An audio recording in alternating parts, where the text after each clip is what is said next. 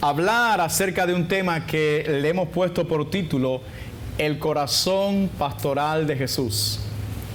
El corazón pastoral de Jesús. El texto está en Lucas capítulo 7, verso del 11 al 13. Esta es una historia que nosotros hemos compartido otras veces, pero hoy Dios quiere darnos algunos detalles muy importantes que no hemos compartido en otras ocasiones. Lucas capítulo 7, verso 11 al 13. Dice la palabra de Dios: aconteció después que él iba a la ciudad que se llama Naín, e iban con él muchos de sus discípulos y una gran multitud. Cuando llegó cerca de la puerta de la ciudad, he aquí que llevaban a enterrar a un difunto, hijo único de su madre, la cual era viuda, y había con ella mucha gente de la ciudad. Y cuando el Señor la vio, se compadeció de ella y le dijo: no llores, no llores. Mis hermanos, antes de exponer la historia que nos ocupa en el día de hoy, yo quisiera referirme primero a unas palabras que se encuentran en la segunda carta del apóstol Pedro, capítulo 1, versículo 19, donde dice el apóstol Pedro aquí: tenemos también la palabra profética más segura, a la cual hacéis bien en estar atentos como a una antorcha que alumbra en lugar oscuro, hasta que el día esclarezca y el lucero de la mañana salga en vuestros corazones. Fíjese, el apóstol Pedro dijo aquí: tenemos la palabra profética más segura, más segura. Esta palabra profética más segura es la palabra de Dios. La palabra de Dios. Esta es la palabra profética más segura. Amén. De manera que cada vez que nosotros usamos la palabra de Dios desde este púlpito, inspirados por el Espíritu Santo de Dios, literalmente, hermanos, estamos profetizando lo que Dios quiere hacer en tu vida. Amén. Es decir, que estamos aquí como profetas de Dios, como la boca de Dios, para anunciarte, para profetizarte lo que Dios quiere hacer en tu vida. Así que desde ya te digo, hermanos, que Jesús quiere en el día de hoy mostrarnos su corazón pastoral. Porque Jesús quiere consolar a sus ovejas. Mis amados, Jesús es el príncipe de los pastores y nadie como Él para tratar adecuadamente el corazón de sus ovejas. Nadie como Él. Y Él lo quiere hacer esta tarde. Él quiere consolar el corazón de sus ovejas. A través de esta historia que nos ocupa en el día de hoy, el Señor quiere consolar tu corazón. El Señor quiere traer fortaleza al que está débil en el día de hoy. Y algunos aquí literalmente van a recobrar nuevas fuerzas para poder seguir adelante.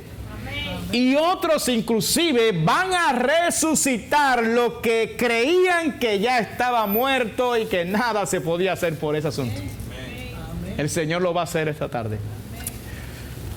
Ahora sí entramos en la historia. Y lo primero que quiero hacerlo, hermanos, es ubicarlos en el contexto de estas palabras que hemos leído, donde dicen que Jesús fue a una ciudad llamada Naín y que de esa ciudad venía saliendo una gran multitud, ¿verdad? Con un féretro.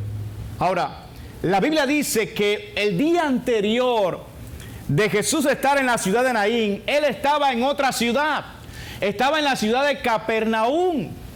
Y en esa ciudad Jesús había hecho un milagro extraordinario. Vino un centurión, ¿verdad? Envió a alguien para decirle que fuera a sanar a su siervo que estaba enfermo de muerte. Jesús dijo: yo iré y le sanaré. Pero él dijo: no, Señor, no es necesario que vengas bajo mi techo, porque no soy digno de que tú vengas bajo mi techo. Pero di la palabra y mi siervo va a sanar, porque yo también soy hombre bajo autoridad.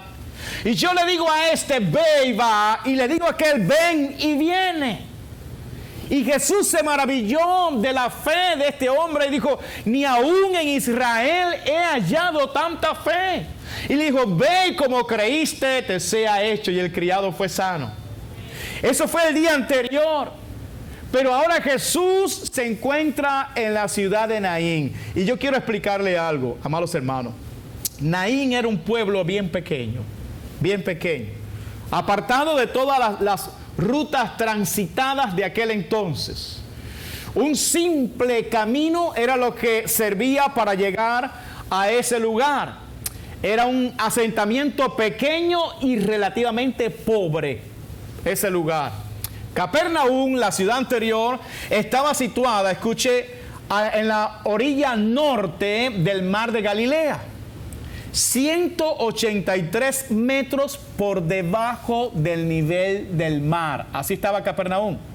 183 metros por debajo del nivel del mar. En cambio, Naín estaba aproximadamente a 50 kilómetros al suroeste de Capernaum, pero escuche, a 215 metros por encima del nivel del mar. Capernaum estaba por debajo, 183 metros por debajo del nivel del mar, pero la ciudad de Naín estaba 215 metros por encima del nivel del mar. Por lo tanto, se requería, hermanos, hacer un arduo camino cuesta arriba para poder llegar de Capernaum hasta Naín. Un camino estrecho, angosto, el único camino, y había que subir toda esa cantidad de metros para llegar allá. Y se tardaban normalmente de 2 días de camino subiendo cuesta arriba para llegar a la ciudad de Naín. ¿Qué significa esto, hermano? Significa que para que Jesús estuviera de Capernaum a Naín al día siguiente, Jesús estuvo toda la noche caminando, ¿verdad?, cuesta arriba, para poder llegar bien temprano a la ciudad de Naín antes que enterraran a aquel joven que había muerto. Toda la noche caminando una montaña, cuesta arriba, para poder llegar a aquel lugar. ¿Qué significa esto que le estoy diciendo, hermano? Bueno, en primer lugar, Jesús conocía la situación de aquella viuda. Fíjese, él sabía, por eso se atrevió a caminar toda la noche subiendo cuesta arriba para llegar allá. Él sabía, él conocía el problema de aquella viuda. En segundo lugar, a Jesús le importaba el dolor de esa mujer. Si no, no hubiera caminado así, de esa manera. Pero a él le importaba el dolor de aquella mujer. Y en tercer lugar, Jesús llegó a tiempo para poder realizar el milagro que aquella viuda necesitaba. Nuestro Dios siempre llega a tiempo. Amén. Jesús, mis amados hermanos, no quería estar quieto, sabiendo que había un corazón que necesitaba ser consolado. No podía estar quieto. Quizás muchos se hubieran quedado en aquella ciudad grande de Capernaum, disfrutando de las bondades de una gran ciudad. Pero Jesús no. Jesús sabía que Él era el único que podía consolar el corazón de esa mujer. Y por eso no se quedó quieto. Y eso me habla, amados hermanos, del gran amor y de la gran compasión de nuestro Señor Jesucristo por las almas. Porque un camino que se tomaba de dos días aproximadamente en llegar, Jesús lo recorrió en apenas unas horas y de noche, para poder estar bien temprano y llegar justo a tiempo antes de que enterraran a aquel joven. Entonces, eso me habla de la compasión de Jesús. Eso me habla del amor de nuestro Señor Jesucristo. Por eso yo quiero decirte que Jesús es el buen pastor. Yo quiero decirte que tu dolor le importa y mucho a Jesús. quiero decirte que tu vida, personalmente tu vida, es muy importante para Jesús. Es por eso que lo mejor que tú puedes hacer es entregar tu corazón a Jesús. Es poner tu vida en manos de Jesús. Porque nadie como Él sabe lo que tú estás pasando, lo que tú estás sufriendo. El Señor lo conoce, el Señor lo sabe. Y no solo que lo sabe, sino que nadie como Él es capaz de hacer lo que sea con tal de llegar a tiempo a tu vida para poder darte el milagro que tú necesitas. Aleluya. Nadie como Él. Capernaum, amados hermanos, era una ciudad grande, próspera. En cambio, Naín era un pueblo pequeño, pobre. Alabado sea Dios. Pero a Jesús no lo movía lo que mueve a los hombres. A Jesús lo movía su compasión. Su compasión. Eso es lo que movía a Jesús. Su compasión.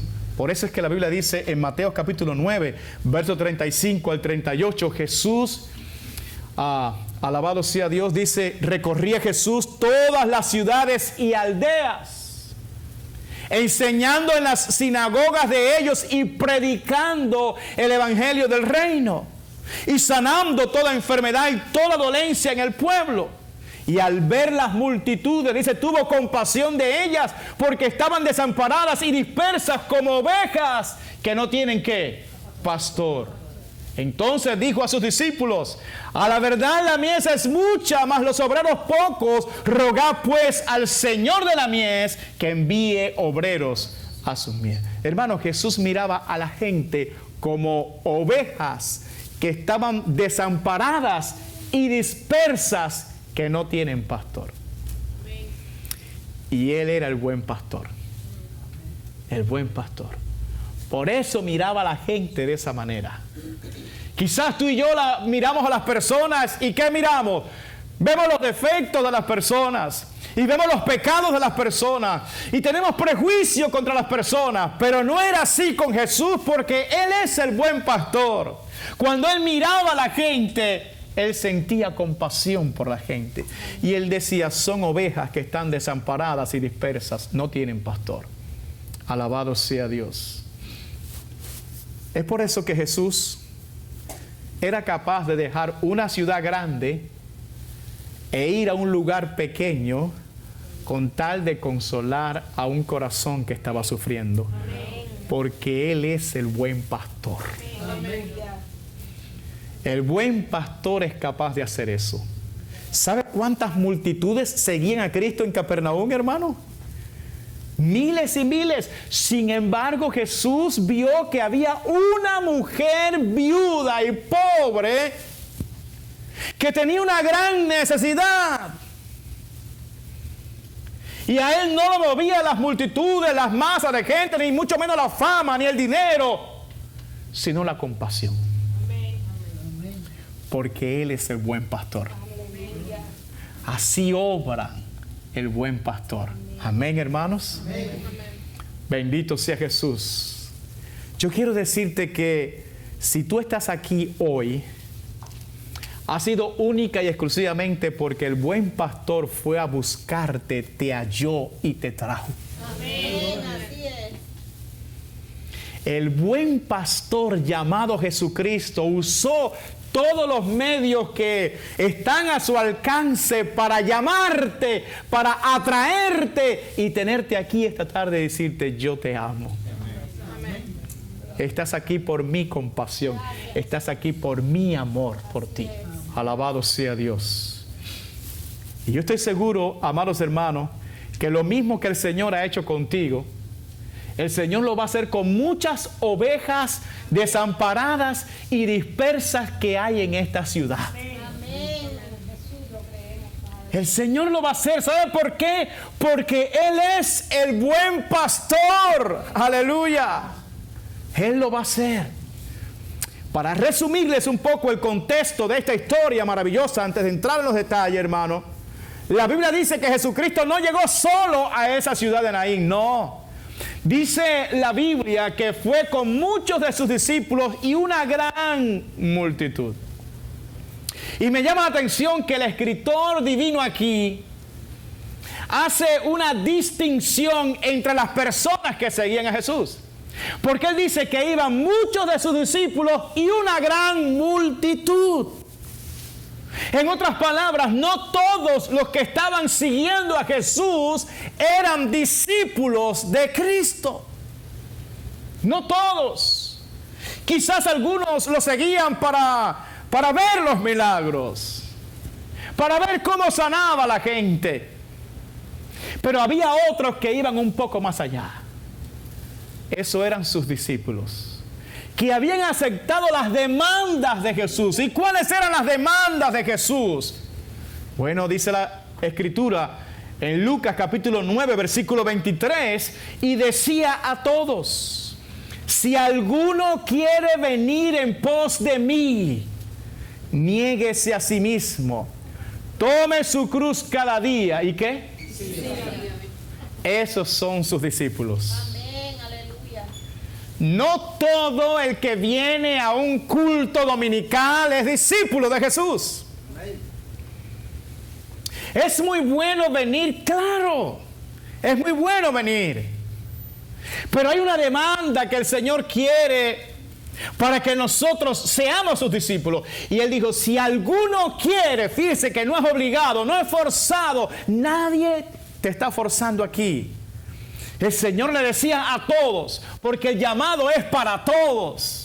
El llamado también es para ti. Gloria a Jesús. Y tú puedes decidir si tú quieres ser parte del montón o tú quieres ser un discípulo de Cristo. Eso lo decides tú, esa responsabilidad es tuya, porque el Señor te ha llamado y decía a todos: si alguno quiere,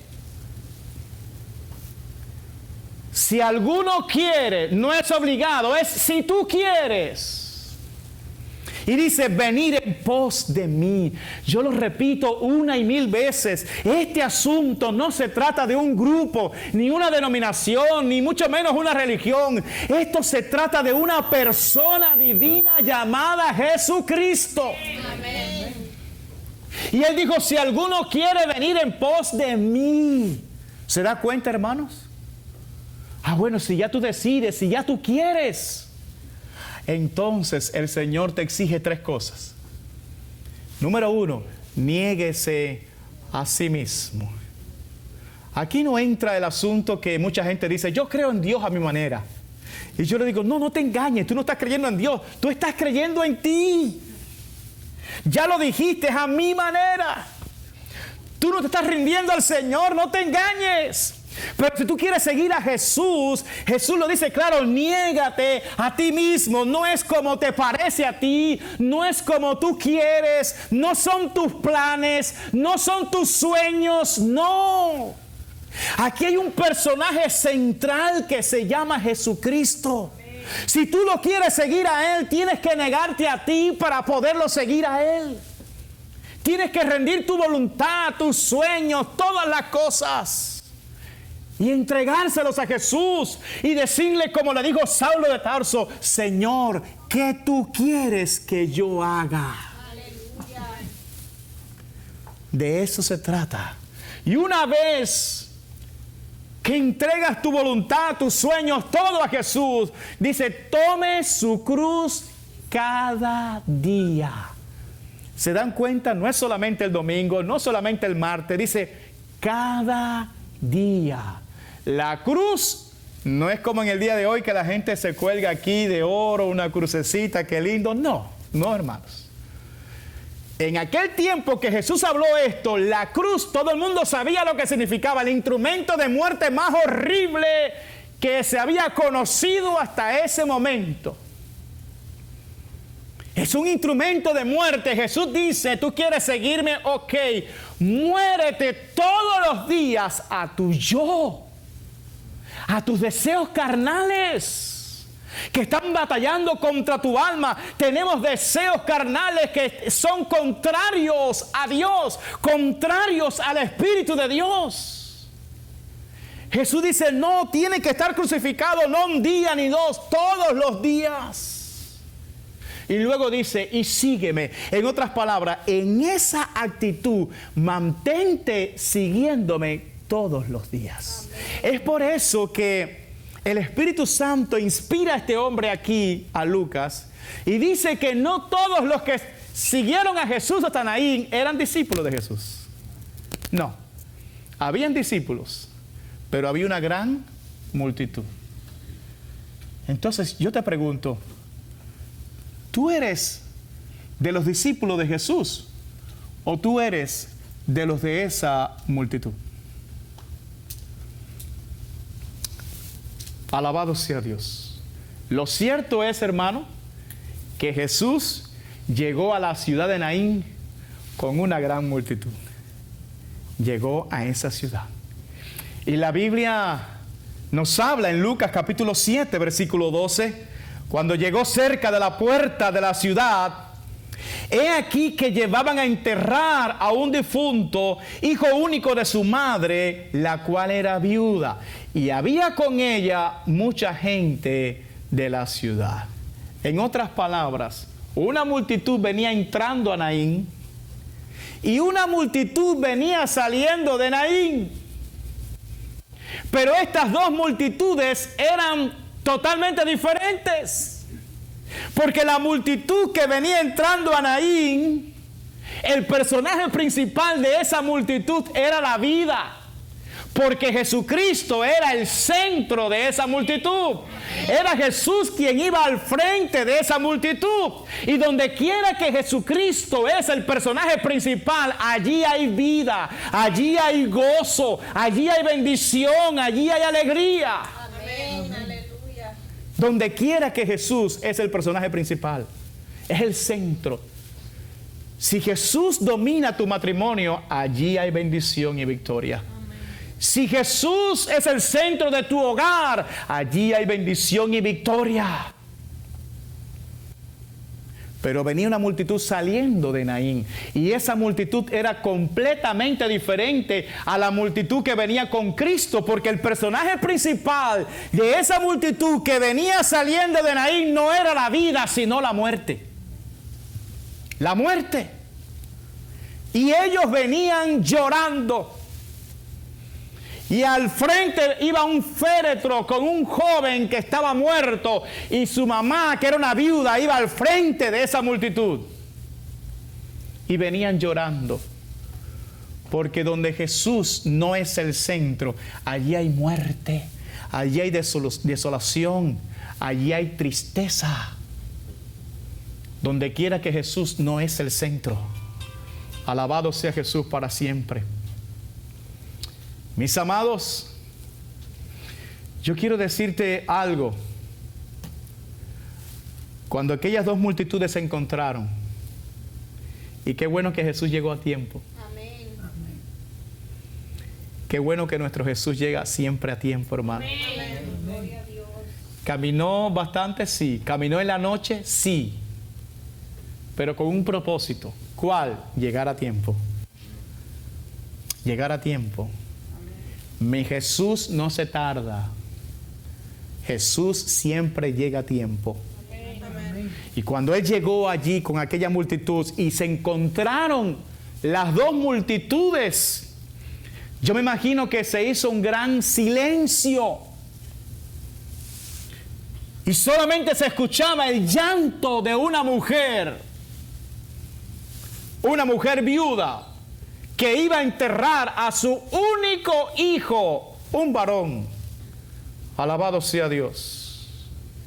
Lucas 7:13 dice, y cuando el Señor la vio, se compadeció de ella y le dijo, no llores. ¿Qué le dijo Jesús? No llores.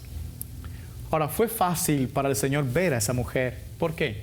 Porque la costumbre de la época es que los que iban a enterrar a sus familiares iban al frente. Así que esta mujer estaba al frente, Jesús la vio. Y cuando Él la vio, dice que Él tuvo compasión de ella y le dijo, no llores. Alabado sea Dios. Las viudas, amados hermanos, los huérfanos, aún los extranjeros, eran considerados como las clases más vulnerables de la sociedad en Israel.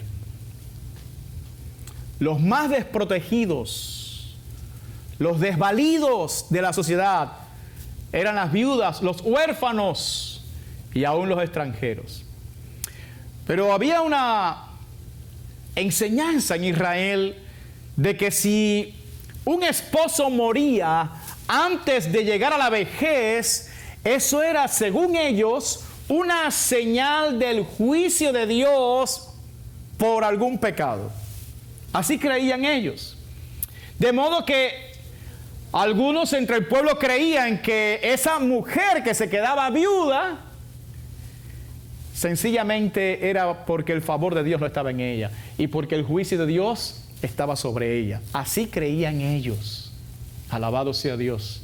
Es por eso que en el libro de Ruth, en el Antiguo Testamento, encontramos a Noemí cuando regresa, ¿verdad?, a su tierra después de haber perdido a su esposo, y ella se lamentó por haber enviudado a una edad muy temprana. En Ruth capítulo 1, versículo 20 dice, y ella le respondía a la gente, porque la gente decía, ahí está Noemí, y Noemí significa placentera, pero ella dice, y ella le respondía, no me llaméis Noemí, no me llamen placentera, sino llamadme Mara, que significa amarga, amargura, porque en grande amargura me ha puesto el Todopoderoso.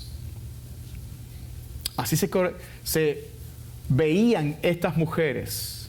Así que de seguro, mis amados hermanos, aquella viuda de Naín, que iba a enterrar a su único hijo, de seguro muchos en esa multitud que le acompañaban y que estaban supuestamente llorando con ella, en sus corazones quizás estaban diciendo, esta mujer está bajo maldición. Esta mujer está bajo juicio de Dios porque en el pasado perdió a su esposo y ahora pierde a su único hijo. Esta mujer está bajo juicio. Algún pecado oculto tendrá esta mujer.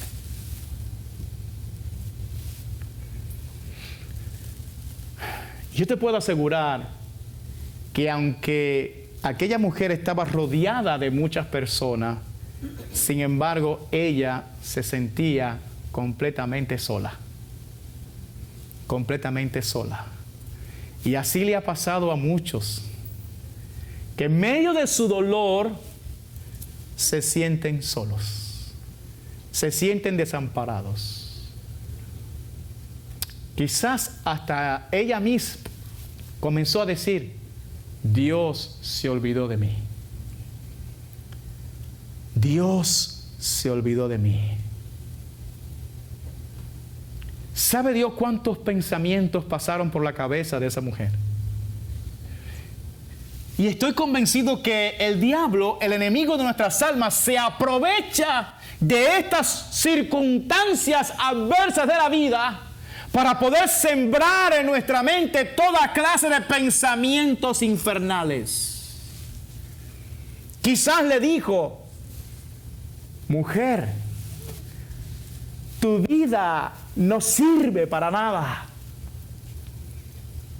Dios se olvidó de ti. ¿Para qué tú quieres la vida? Lo mejor que tú puedes hacer es matarte. Entierra a tu hijo y quítate la vida. El futuro que te espera es bastante oscuro. ¿Y cuántas ideas pone el enemigo de nuestras almas en la mente cuando estamos atravesando momentos difíciles? Aleluya. Esta mujer no solamente tenía sobre sus hombros aquella carga emocional y espiritual, sino que de seguro esta mujer iba a sufrir una situación económica muy terrible.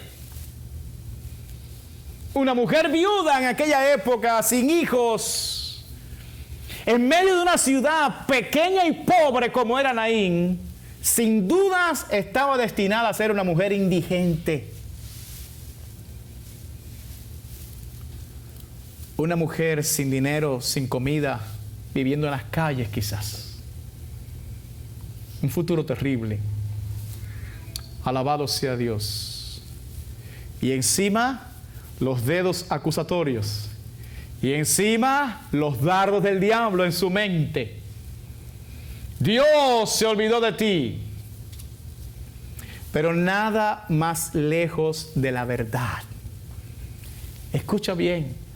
Si quizás a tu mente han venido estos pensamientos, escucha bien, nada más lejos de la verdad.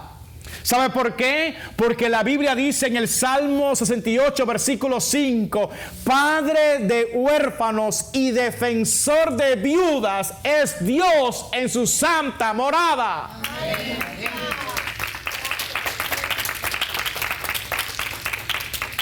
Aquel día Jesús le iba a demostrar a todos, incluyendo a aquella viuda, que Dios sigue siendo padre de los huérfanos y defensor de las viudas. Amén. Por eso caminó toda una noche para llegar hasta ella, para poder llegar a tiempo y poder decirle, Dios no se ha olvidado de ti. Dios conoce tu situación. Dios es defensor de las viudas. Dios va a cambiar tu lamento en baile. Aleluya. Yo sé que aquí entre nosotros hay algunas viudas. Pero este mensaje que estoy predicando hoy va dirigido para toda la congregación. Quizás tú no eres literalmente una viuda. O quizás tú no eres literalmente un huérfano. Pero quizás tú te sientes como si lo fueras. Quizás tú estás pasando por alguna situación, por alguna angustia en tu vida, que tú dices, me siento solo. Me siento sola, me siento desamparado, me siento como si nadie me apoyara.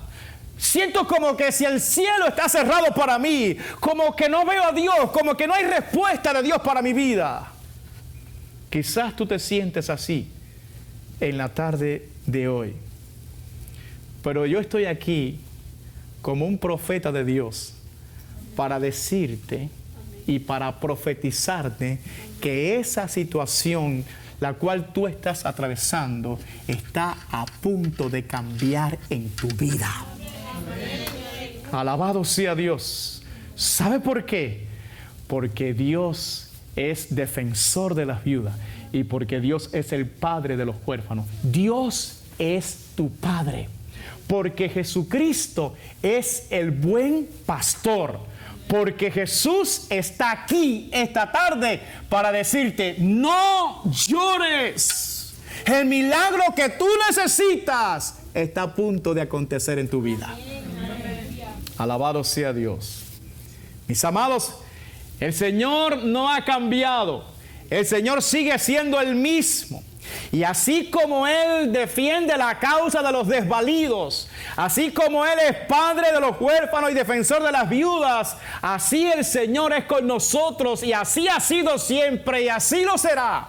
El apóstol Pablo dijo en 1 Corintios capítulo 1, verso 26 al 31, pues mirad, hermanos, vuestra vocación, que no sois muchos sabios según la carne, ni muchos poderosos, ni muchos nobles, sino que lo necio del mundo escogió Dios para avergonzar a los sabios, y lo débil del mundo escogió Dios para avergonzar a lo fuerte, y lo vil del mundo y lo menospreciado escogió Dios, y lo que no es, para deshacer lo que es, a fin de que nadie se jacte en su presencia. Mas por Él estáis vosotros en Cristo Jesús, el cual nos ha sido hecho por Dios sabiduría, justificación, santificación y redención, para que, como está escrito, el que se gloría, gloríese en el Señor. Todavía el Señor sigue escogiendo la gente que no son fuertes, que son débiles, para avergonzar a los fuertes. Amén.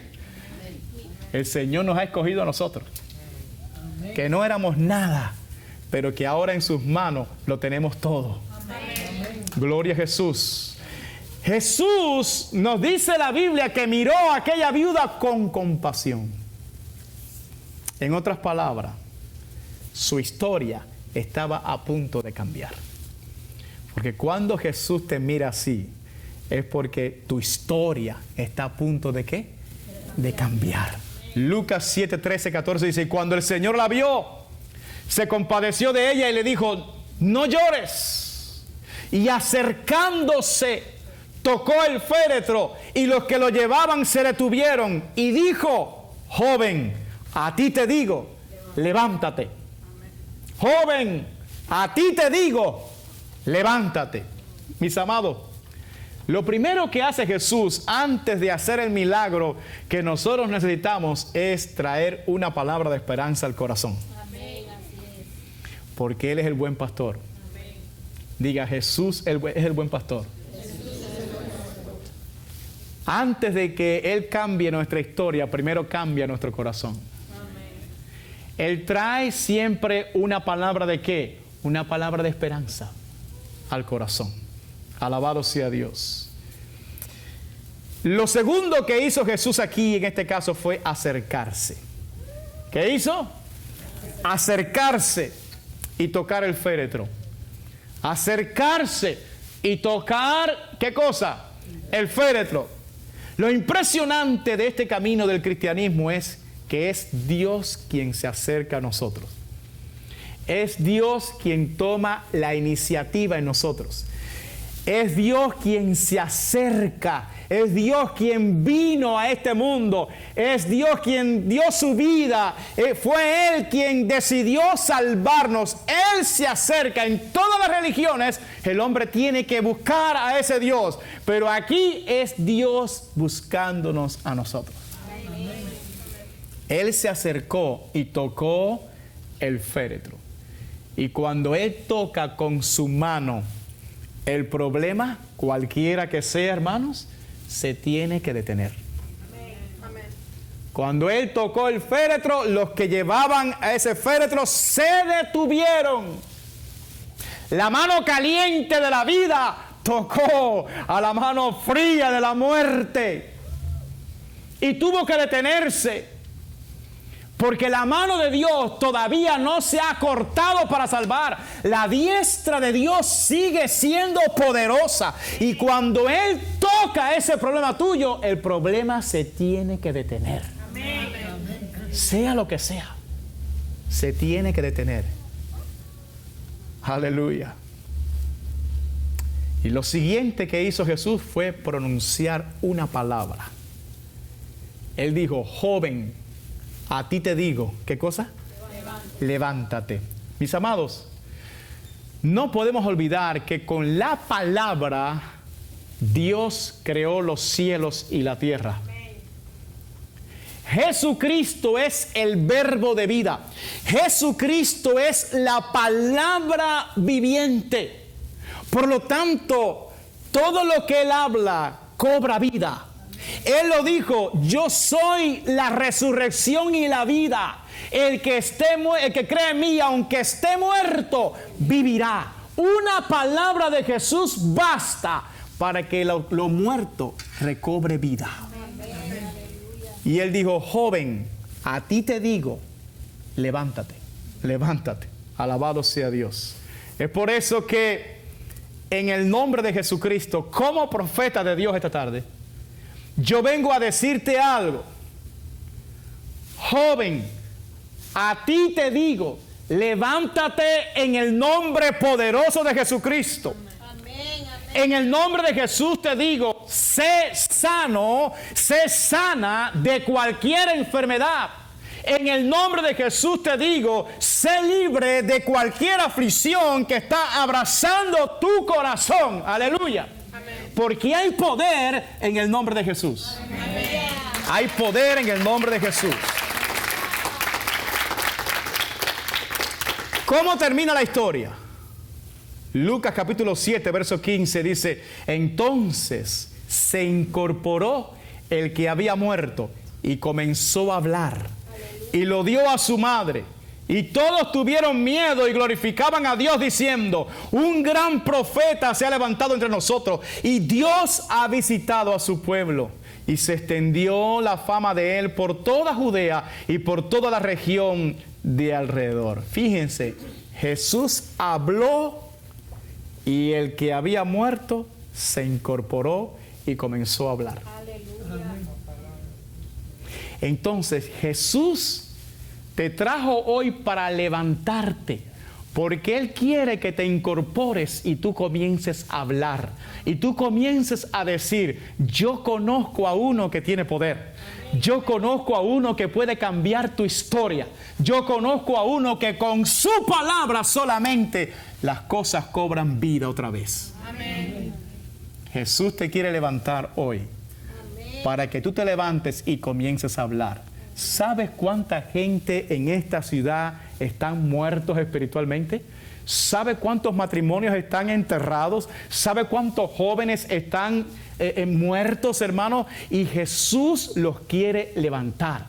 Por eso hoy te quiere restaurar a ti, te quiere incorporar a ti para que tú comiences a hablar. Para que tú comiences a hablar. ¿Cuántos dicen amén? Amén. Y le digas a todos que hay un Dios que sigue siendo padre de los huérfanos y defensor de las viudas, para que tú vayas a los tuyos, a tu casa, y les cuentes a ellos cuán grandes cosas ha hecho el Señor contigo y cómo ha tenido misericordia de ti. Aleluya. Pero la frase culminante de toda esta historia, por la cual Jesucristo caminó toda la noche, es la que dice: y lo dio a su madre. Y lo dio a su madre. Jesús lo resucita a su único hijito. Lo resucita y luego se lo entrega ¿a quién? A su madre. A su madre. Mire, Jesús le estaba entregando a esa viuda mucho más que su hijo viudo. Le estaba devolviendo la esperanza, le estaba devolviendo la vida, le estaba devolviendo todo. Y yo te pregunto, si tú estuvieras en el lugar de esa viuda, ¿qué tú harías? ¿Qué tú harías con Jesús? ¿Qué tú harías? Yo no sé lo que tú harías, pero yo sé lo que haría. Yo le entregaría de vuelta a mi hijo a Jesús. Y le dijera: Señor, este hijo mío no es mío, es tuyo, te pertenece. Haz con mi hijo lo que tú quieras, pero no solo mi hijo, Señor. Mi vida es tuya. Lo que tú quieras hacer conmigo, Señor, yo lo quiero hacer. Porque nadie ha podido hacer lo que tú has hecho conmigo. Tú me has devuelto la esperanza, tú me has devuelto la vida, tú has cambiado mi lamento en baile. Yo no sé si aquí hay gente que Dios le ha transformado el corazón, pero si Dios te ha transformado el corazón, tú tienes que decir: Jesús, lo que tú quieras hacer conmigo, heme aquí. Heme aquí. Amén, hermano. Amén. Gloria a Jesús. La Biblia dice en Lucas 7:16: y todos tuvieron miedo y glorificaban a Dios diciendo: un gran profeta se ha levantado entre nosotros y Dios ha visitado a su pueblo. ¿Se dan cuenta? Dice, todos tenían miedo y todos glorificaban a Jesús. Entonces ya no habían dos multitudes, ya había una sola multitud glorificando a Jesús. Porque donde quiera que Jesús llega, la historia cambia. Donde quiera que Jesús llega, el problema tiene que desaparecer. Cuando Jesús pone su mano, todo es transformado. Y de la tristeza, la gente viene a un gozo inefable. Y comienzan a alabar a Dios y a glorificar a Dios. Yo no sé cuántos aquí quieren alabar a Dios, hermano. Y cuántos, pero denle gloria a Dios esta tarde. Si Jesús ha cambiado tu lamento en baile, alabado sea Dios. Alaba a Jesús esta tarde, hermano. Bendito sea Dios. Esta historia nos ilustra que el Señor Jesús nos conoce y se preocupa por nosotros. Quizás tú te sientas olvidado o ignorado, ignorada, pero Jesús no se ha olvidado de ti. Jesús te conoce. No se ha olvidado de ti. No le creas la mentira al diablo. Jesús no se ha olvidado de ti. Él es el buen pastor. Amén. Aleluya. Esta historia nos enseña que Jesús nos consuela para que nosotros podamos consolar a otros.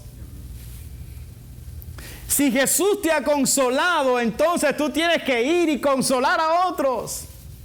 Y decirle, ¿sabes qué? Yo estaba en esta condición, pero un día llegó Jesús a mi vida y sacó mi vida de esta condición y ahora soy una persona diferente y Él lo quiere hacer contigo también.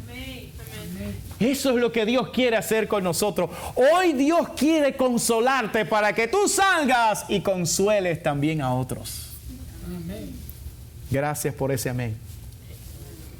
Aleluya. La pregunta es, ¿tú estás dispuesto, como lo hizo Jesús, a hacer cualquier sacrificio para ir a consolar al que sufre? Amén.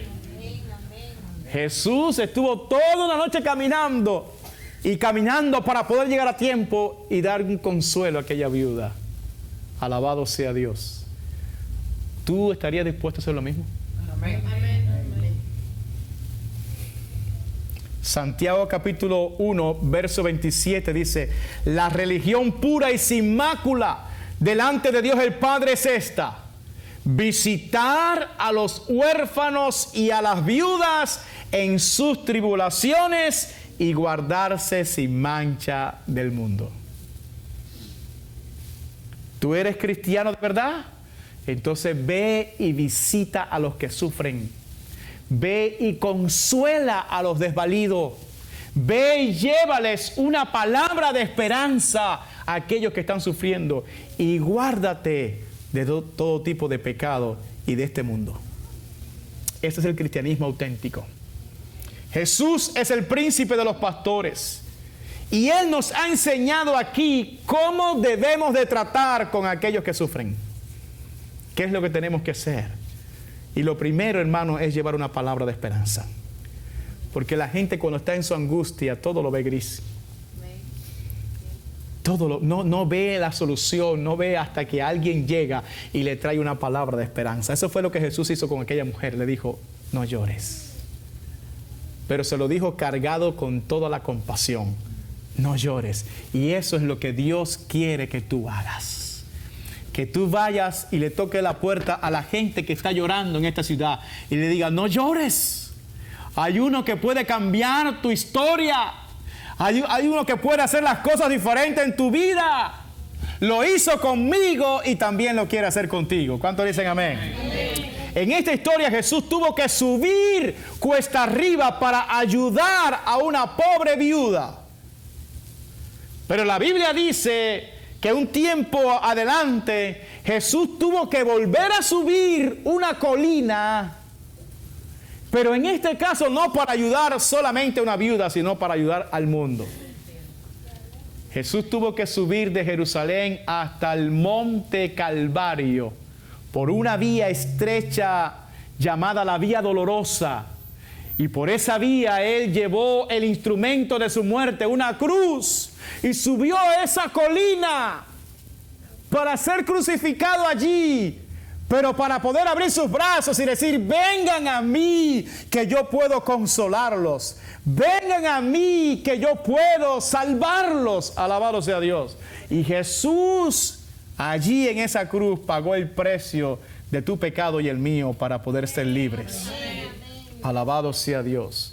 Después de haber sido traicionado, después de haber sido golpeado, que le escupieron el rostro, después de cargar su instrumento de muerte, Él tuvo que subir esa colina, alabado sea Dios, por esa vía dolorosa con la gente hablando todo tipo de cosas contra Él, para poder librarnos a nosotros de nuestros pecados.